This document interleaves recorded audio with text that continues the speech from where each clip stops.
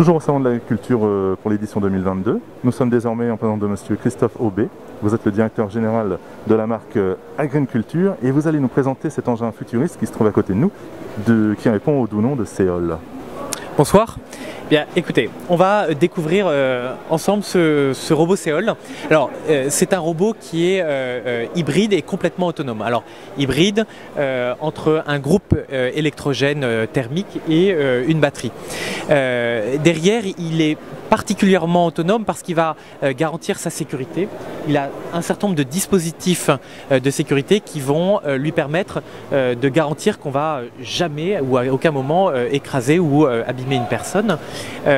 Et derrière, il a tout un système de géopositionnement multiconstellation, Galileo, GPS, Beidou, GLONASS, qui va lui permettre de lui donner une vraie grande autonomie puisqu'il va pouvoir se positionner très précisément de l'ordre du centimètre pour pouvoir réaliser de manière encore une fois complètement autonome des opérations dans différentes cultures, en particulier en viticulture, pour aller désherber en totale autonomie des cultures. Voilà le robot en quelques mots. Alors, il en existe combien dans le monde pour le moment ?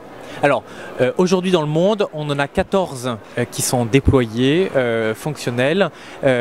Encore une fois, la très grande majorité en viticulture et on espère en avoir très rapidement beaucoup plus.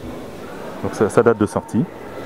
Alors, ce robot tel que vous le voyez, il est sorti en 2021, donc c'est un robot qui est relativement récent, même si effectivement il y a quand même pas mal de R&D derrière pour pouvoir aboutir déjà à cette solution.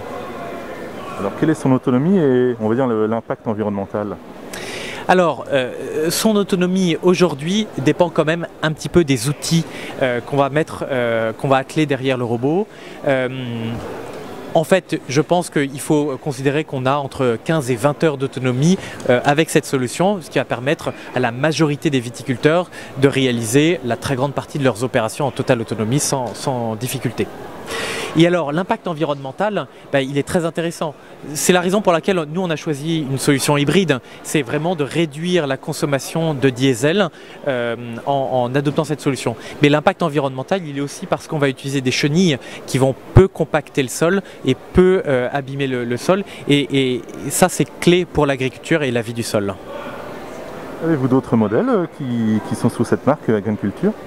Alors, on a effectivement d'autres modèles qui sont au stade de prototype sur lesquels on ne communique pas, voire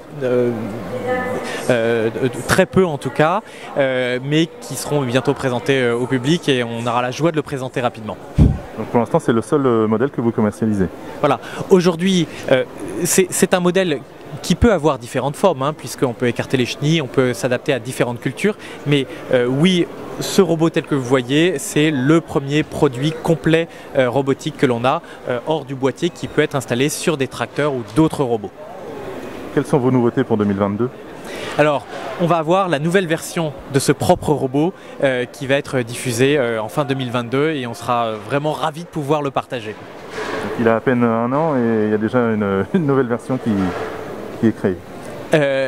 C'est un peu le modèle de la start-up qui essaye de mettre très rapidement une solution sur le marché, la plus mature possible pour pouvoir faire évoluer et l'améliorer très très rapidement.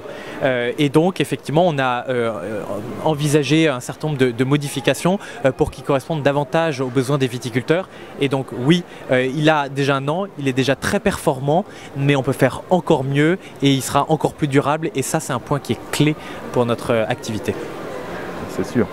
Enfin, dernière question, quelle est votre stratégie pour 2022 dans le contexte actuel assez compliqué ? Alors, j'aimerais bien qu'on me dise combien de robots je vais pouvoir produire, quelle sera la disponibilité des composants. Et ça, j'ai une très grande difficulté à pouvoir l'affirmer aujourd'hui. On espère qu'on va très rapidement doubler le nombre de robots et donc pouvoir en produire très rapidement une trentaine. Voilà. Et la production démarrerait en fin d'année. Où est-il produit d'ailleurs ? Alors aujourd'hui il est produit sur différents sites entre la Mayenne, la Vendée et Toulouse, site sur lequel on est. C'est du 100% français. La production est 100% française, même si certains composants sont étrangers parce qu'on n'arrive pas à les trouver en France. On a à cœur d'avoir un robot qui soit vecteur d'emploi et c'est très important effectivement d'avoir ce petit robot français. Eh bien, Monsieur Christophe Aubé, merci beaucoup pour nous avoir accordé cette interview pour le site VIDEX et on va suivre votre actualité tout simplement sur Internet. Vous avez un site? Bien sûr, il suffit de nous suivre sur le site internet Agriculture. Il n'y a aucune difficulté. Vous pourrez trouver des vidéos pour voir comment ça fonctionne et voir effectivement les nouveaux robots qui vont sortir.